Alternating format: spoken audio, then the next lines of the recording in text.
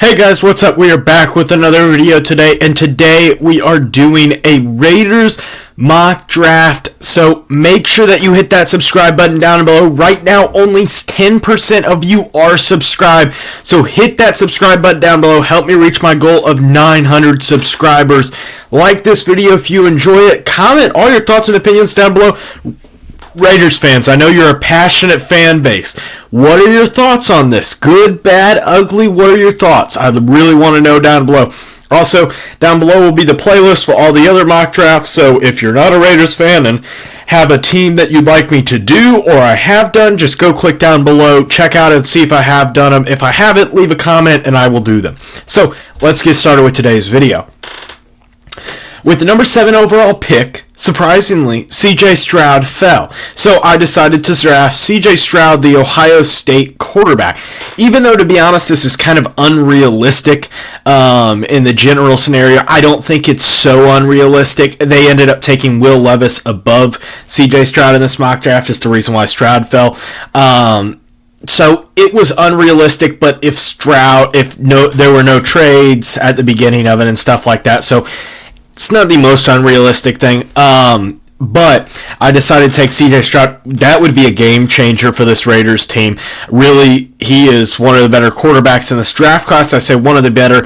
Depending on who you like, Bryce Young or like C.J. Stroud. Personally, I like C.J. Stroud better as a more high-end guy because I'm a little bit concerned about Bryce Young's height, his weight, his durability, personally. But I think that, and it's not like C.J. Stroud's a raw prospect. Will Levis is a raw prospect. Anthony Richardson's a raw prospect, but C.J. Stroud is not a raw prospect. So, with the number 7 pick, I pick C.J. Stroud. At number 38, I addressed the offensive tackle position, which was extremely important for the Raiders' offensive line help. Dawson Jones, the Ohio State tackle. Not Paris Johnson Jr., but Dawson Jones, who I actually think could possibly could be better than Paris Jones in the end of it. 6'8", a possible wingspan of 7'5". That is massive. 7'5" wingspan. Just 340 pounds, absolutely massive behemoth of a dude, and really he was the best tackle still available, and the Raiders desperately need a tackle, desperately need really all offensive line, in my personal opinion, help there. So with your tackles being currently Colton Miller and Brandon Parker, yeah, you need some help.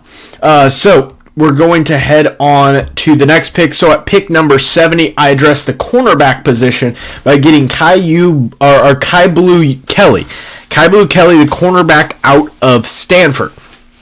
Really has started to rise up boards the past couple of weeks as him and the other couple of Stanford wide receivers, both at the Senior Bowl, really started to shine out. And Kyu Blu Kelly was really one of the best cornerbacks there. And it is not easy to do that at the Senior Bowl because of the one-on-one routes. It makes it very difficult to cover wide receivers because, well, it's like playing slot corner constantly.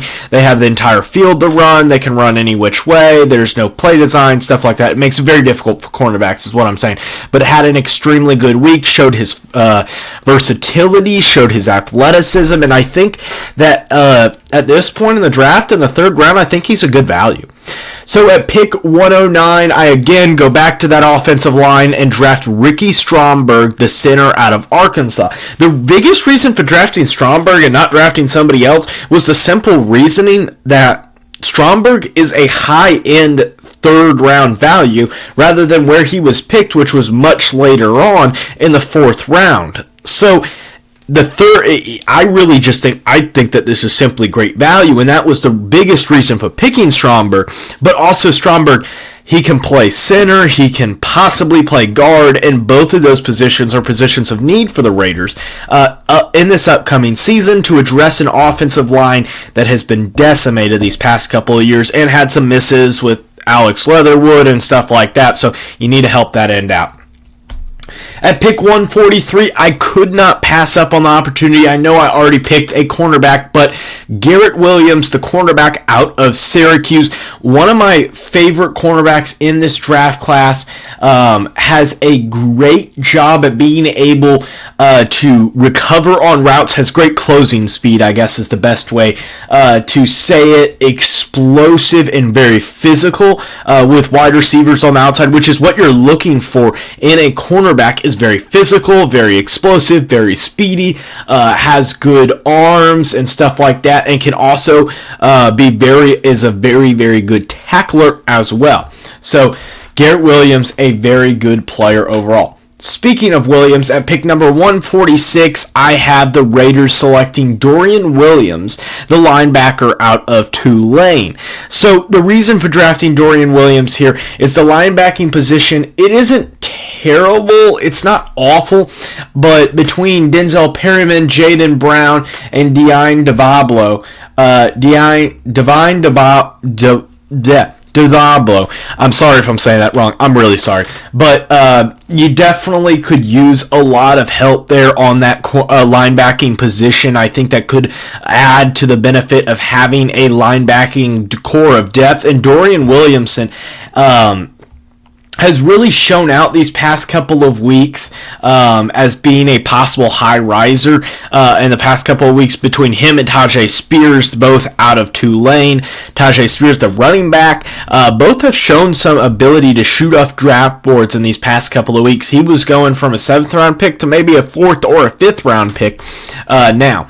So, at pick number 174, I picked Mo Ibrahim, the running back out of Minnesota. The reason why I picked Mo was the simple fact that I don't know 100%, and I don't think Raiders fans can say that either, that Josh Jacobs is coming back. He has a contract, he's up on, and you haven't given him an extension yet, and personally, my personal opinion is that you don't give running backs a second-term contract. As a Bears fan, I don't want the Bears to give another contract to David Montgomery. That's just not important to me.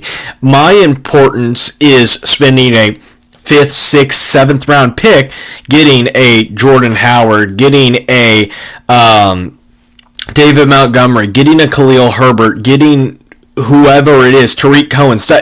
I just don't think it's important to draft and I know this, I'm saying Raiders, Josh Jacobs was a first-round draft pick, but I don't think that is necessary to be able to continue on. I think that running back is a very fillable position, and Mo Ibrahim has done nothing but produce at Minnesota these past couple of years. At pick 204, I have the Raiders selecting Yaya Deba, the edge out of Louisville. So really has shown a lot of explosiveness off the edge. Was a member of the Shrine Bowl, I believe. I get the Shrine Bowl and Senior Bowl mixed up a little bit, so if I get that wrong, I'm sorry. But really, Yaya showed his explosiveness, really has had a great run these past couple of weeks and rising up his stock from being an undrafted free agent to being a middle 6th round pick to 7th round pick, so that could definitely be helpful for him. Then at pick number 214, I have the Raiders selecting P.J. Mustipher, the defensive tackle out of Penn State. Really just great value here. Really, I think he's a middle of the 5th round type of pick. Had a great Senior Bowl, played well, and to be honest, he's the brother of Sam Mustipher, the center out of Notre Dame who now plays for the Bears.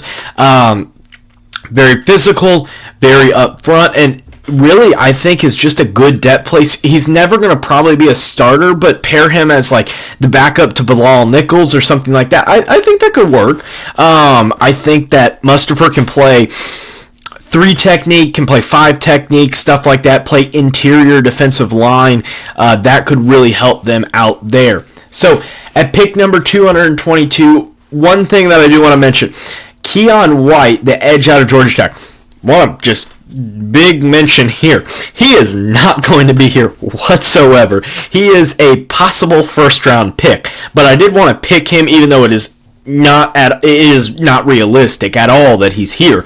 Daniel Jeremiah has him as the number 8 on his top 50 prospects. Like, that's how highly rated this guy is. But I guess they have not updated their rankings yet, so.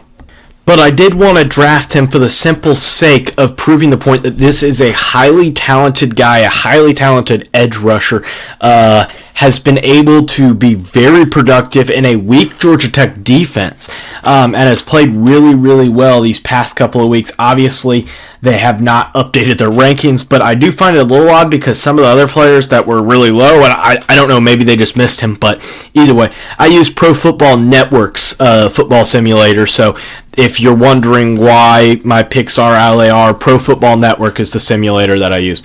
Finally, at pick number 233, I have them selecting Connor Gavin, the offensive tackle out of Baylor. Just really can be used as a swing tackle. I think if you develop him correctly, Scotty B, I'm sure you'll be in the comments section down below.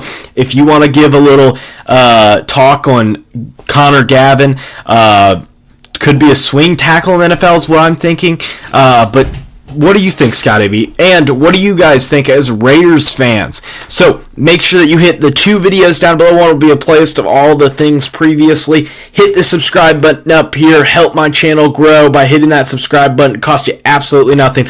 And that's all for today's video. As always, have a great day. Bye, guys.